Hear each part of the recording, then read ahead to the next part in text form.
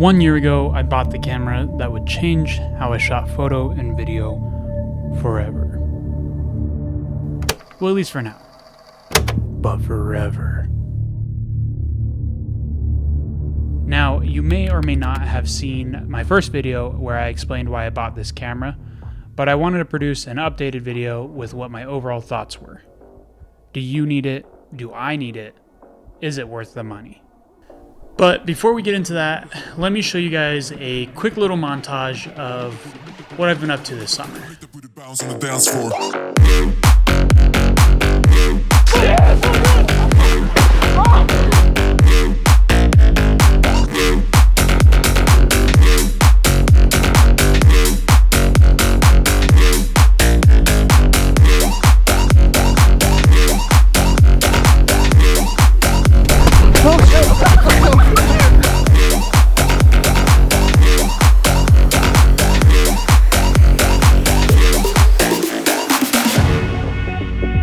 Now, similar to the 5D Mark III, this camera was everything that I had hoped for. I've shot in the jungles of Thailand.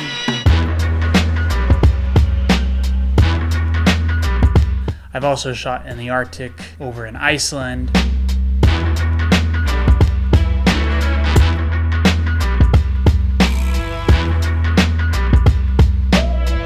And pretty much everywhere in between.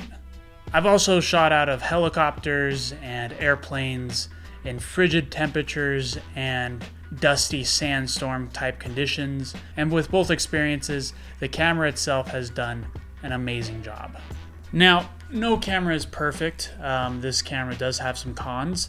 I would say the three that come to mind for me is, one, the camera itself is an absolute unit of a camera. It is heavy, so with that you're going to be needing heavier equipment, stronger equipment. A good example of this is my Ronin M, the stabilizer by DJI. You have to get additional pieces so that it will actually fit on the carriage of the stabilizer, and it's also going to run that battery out a lot faster on those stabilizers because you're using more energy because of the weight. So the weight itself can be kind of a setback, but I would say when it comes to shooting, it almost feels very comfy in your hand. It feels like you're really holding on to something that's stable. So it really comes down to a personal preference whether or not that's something for you or not. Number two is a big one for me. The fact that the camera itself doesn't have a flip out screen. So anytime I want to vlog or anytime I want to talk to the camera similar to this, I'm going to need some type of external screen to put on it.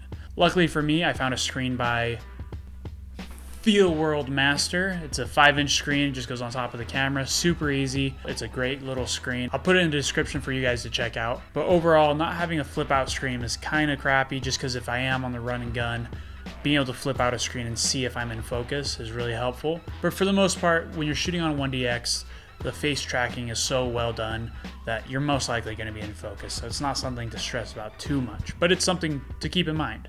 And number three, I would say, again, kind of going back to the weight, overall, you're going to have to buy a little bit more expensive equipment with this camera. A good example is going to be the batteries. The batteries themselves are $100 a piece. So if you want extra batteries, which I would recommend at least 2, it's going to be an extra $100 on top of that. Tripods, you're going to want a heavier duty tripod. If you want a stabilizer, you're going to need a heavier duty stabilizer, and so on and so forth. So those are the 3 things that I would say to keep in mind if you're thinking about purchasing the camera. And like I said, I really don't have much to complain. I think there's just a couple of small things, but overall, my experience with the 1DX Mark II has been unreal, and I'm extremely grateful that I bought this camera. It has helped me through freelance jobs. It's helped me with my personal projects. And overall, it's just done a really good job. So whether or not it's right for you, that's up for you to decide. I think if you have the money and you are going into it professionally, it's a great camera. It's a really great investment. I think if you're just starting out, I would hold off. I would say there are so many great cameras out there that you could take advantage of for a quarter of the price of this camera. I know a good example is the Canon 80D, has very similar focus features and has a great little starter camera. And for Sony, you have everything from the A6500 fill in the blank. There's lots of different options. So don't get caught up in the fact that all these YouTubers have 1DXs, because you don't need a 1DX. You could use a freaking GoPro. You could use your cell phone. It doesn't matter. All that matters is that your content is genuine and you're putting in the effort. And over time, you're going to progress and you're going to upgrade gear.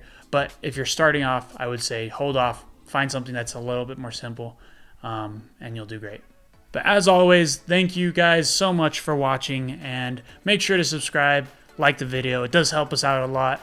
I'm trying to grow my YouTube. I'm going to be more consistent with videos. I have about 50 videos I want to create over the next few months. So make sure to subscribe if you guys like this one. Yeah, let me know if you guys have any questions. I will be checking out the comment section. If you guys have questions about camera gear or photography or videography, whatever it is, throw them in the comment section. I'll make sure to answer. And thanks again for all the support, guys. Really appreciate it. I will see you guys on the next one.